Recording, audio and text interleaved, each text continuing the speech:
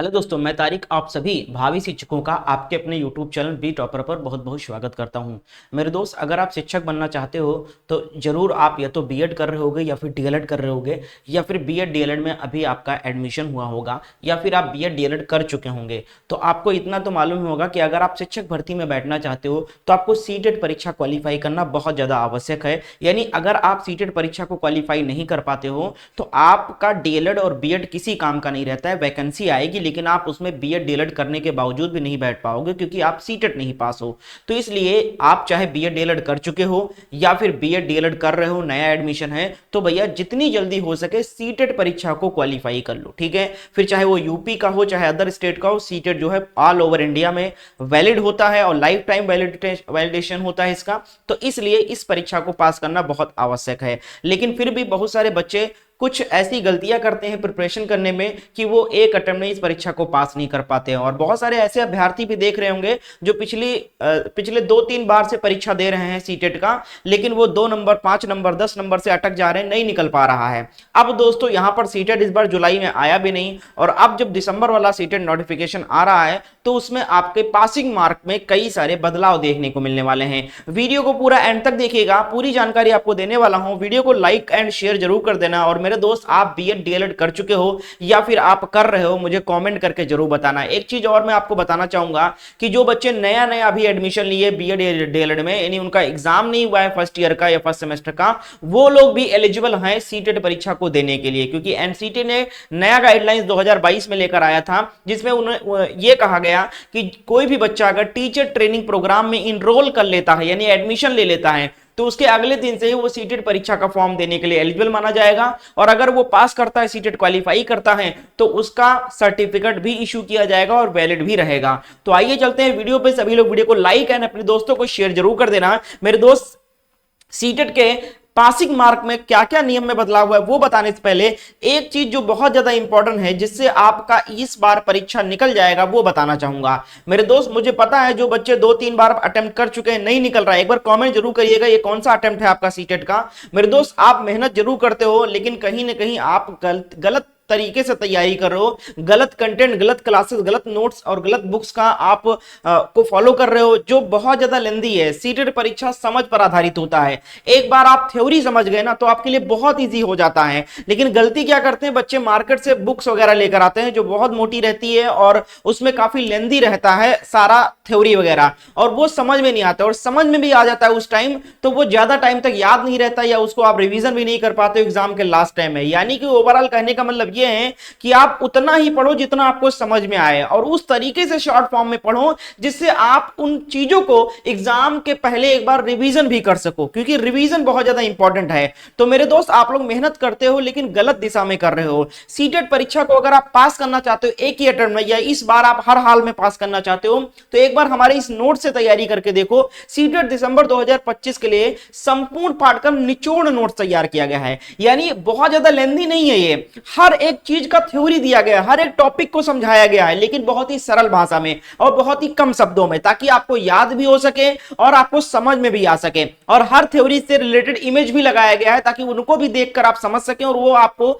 याद रखने में मदद कर सके। इसके साथ साथ प्रश्न भी दिया गया है, प्रीवियस पेपर भी मिलेगा, और आपके सब्जेक्ट के अकॉर्डिंग नोट्स भी अवेलेबल है। पेपर 1 का चाहिए तो पेपर 1 का भी नोट्स हमारे पास अवेलेबल है, with theory, with previous paper, with practice set, with MCQ. इसके साथ साथ अगर आपको पेपर 2 का नोट चाहिए तो पेपर 2 में भी आपको आपके सब्जेक्ट के अकॉर्डिंग, यानी अगर आपने बीएससी किया हुआ है तो आपको साइंस मैथ का नोट्स मिल जाएगा with theory, with previous paper. इसके साथ साथ अगर आपका ग्रेजुएशन आर्ट स्ट्रीम या कॉमर्स स्ट्रीम से तो आपको सोशल साइंस का मिल जाएगा, एसएसटी का भी मिल जाएगा हमारे पास नोट, और साइंस मैथ का भी नोट्स अवेलेबल है, ठीक है। और पेपर 1 का भी नोट्स अवेलेबल है। इस नोट्स की कीमत बहुत ज्यादा नहीं है, ऐसा नहीं कि कोई 500 या 1000 या 1500 रुपए का कोई आपको नोट्स या कोर्स आपको बता रहा हूं। बहुत कम कीमत, ताकि हर बच्चा इसको खरीद सके, सिर्फ 199 रुपए में। लेकिन एक चीज समझिएगा, ये पेपर 1 या पेपर 2 दोनों में से कोई एक आप नोट्स लेते हो तो 199 का पड़ेगा। और जो बच्चे दोनों फॉर्म अप्लाई करना चाहते हैं, जो डीएलएड वाले अभ्यर्थी अभ्यर्थी दोनों पेपर के लिए एलिजिबल होते हैं और दोनों पेपर लेना चाहते हैं तो उनको कॉम्बो ऑफर यहां पर दे रहा हूं दोस्तों कि आप बोथ पेपर अगर आप नोट्स लेना चाहते हो तो इसकी कीमत 299 रुपीज पड़ेगा, यानी कि अलग अलग अगर आप लोगे ऑफर प्राइस में भी तो ये 400 का पड़ता, लेकिन अगर आप दोनों साथ में लेते हो तो 299। तो ये चीज क्लियर कर लो कि सर ने दोनों पेपर का नोट्स अगर आप लेना चाहते हो तो 299 बताया है, कोई एक पेपर लोगे तो 199 ऑफर प्राइस चल रहा है सिर्फ 500 स्टूडेंट के लिए। खरीदने के लिए क्या करना है, इस नंबर पे आपको व्हाट्सएप पर मैसेज करना है कि सर मुझे सीटेट पेपर 1 या पेपर 2 का नोट चाहिए, कैसे मुझे मिलेगा और कैसे मैं आपको पेमेंट करूं, तो सारी जानकारी इस नंबर पे आपको व्हाट्सएप पर दी जाएगी। तो मेरे दोस्त इस परीक्षा को अगर आप आसानी से क्रैक करना चाहते हो तो इस नंबर पे व्हाट्सएप पर मैसेज करके मात्र 200 रुपए का ये नोट्स खरीद के देखो। पैसा पढ़ाई में किया गया इन्वेस्ट कभी बर्बाद नहीं होता है, तो इस नंबर पे मैसेज करके एक बार नोट्स से तैयारी करके देख लो, पक्का निकल जाएगा। जल्दी से मैसेज करके नोट्स को ले लीजिए। अब आते हैं दोस्तों मेन टॉपिक पे। तो आप सभी को पता है कि जो टेट एग्जाम का जो आपका पासिंग मार्क है, ठीक है, पासिंग मार्क है, चाहे वो आपका सी टेट हो, ठीक है, सी टेट हो या फिर आपका टेट एग्जाम हो, यानी टेट मतलब state TET, UP TET, MP TET, जो भी टेट होता है वो आपका, और सी टेट उसका नंबर ऑफ क्वेश्चन और मार्क्स वगैरह सब कुछ सेम होता है, यानी 150 क्वेश्चन पूछा जाता है टेट एग्जाम में, 150 नंबर का पेपर होता है, ठीक है, क्वेश्चन होता है ये, और ये आपका मार्क्स होता है, ठीक है। तो अब दोस्तों ये चीजें सेम होती है, चाहे सीटेट के लिए बात करें चाहे टेट के लिए बात करें। तो यहां पर दोस्तों जो आपका पासिंग मार्क डिसाइड है, पहले का मैं बता रहा हूं अभी, तो 150 में से आपको 90 नंबर लाना होता है जनरल अभ्यर्थियों के लिए, यानी यू आर कैंडिडेट, ठीक है, अनरिजर्व्ड या फिर जनरल कह सकते हैं, ठीक है, जनरल कैटेगरी कैंडिडेट को सीटेट परीक्षा को पास करने के लिए 150 नंबर का पेपर होता है, उसमें से 90 प्लस नंबर अगर आप लाते हो, यानी कि 150 का 60% अंक अगर आप लाते हो तो आप इस एग्जाम को क्वालिफाई कर लोगे और आपका सर्टिफिकेट इशू कर दिया जाएगा। अगर हम बात करें other category SC ST OBC के लिए, तो यहां पर आपका 150 में से 82 प्लस अंक लाना होता है, यानी 150 का 55% अंक अगर आप लाते हो तो आपको पास माना जाता है। लेकिन अब दोस्तों इस पासिंग मार्क के नियम में कुछ बदलाव देखने को मिलेगा। वो नए नियम क्या है ये आप देख सकते हो यहां पर। पात्रता परीक्षा में 90 से कम अंक लेकर आरक्षित, यानी कि जो रिजर्व कैटेगरी के स्टूडेंट हैं, वर्ग में अर्हता हासिल करने वाले अभ्यर्थियों को केवल आरक्षित वर्ग की श्रेणी में ही माना जाएगा। ये समझिएगा थोड़ा यहां पर, ठीक है। यानी कि यहां पर कहने का ये मतलब है कि पहले क्या होता था कि सीटेट की बात करें तो जनरल कैंडिडेट 90 उसका पासिंग मार्क रहता था तो वो क्वालिफाई माना जाता था सीटेट एग्जाम को, और जो बच्चा अदर कैटेगरी का रहता था वो इस एग्जाम को 82 प्लस नंबर पे भी पास कर लेता है। लेकिन जब वैकेंसी आती है, यानी टीचर वैकेंसी आती है, जब टीचर वैकेंसी जब आती है तो उसमें जो नंबर ऑफ पोस्ट होते हैं, नंबर ऑफ पोस्ट होते हैं, उसमें क्या होता है कि ये जो 82 प्लस नंबर से पास हुए हैं, सीटेट एग्जाम को क्वालिफाई किया है, वो लोग भी जनरल की जो सीट होती है उस पर भी वो लड़ाई कर लेते हैं, फाइट करने को उनको मौका दिया जाता था।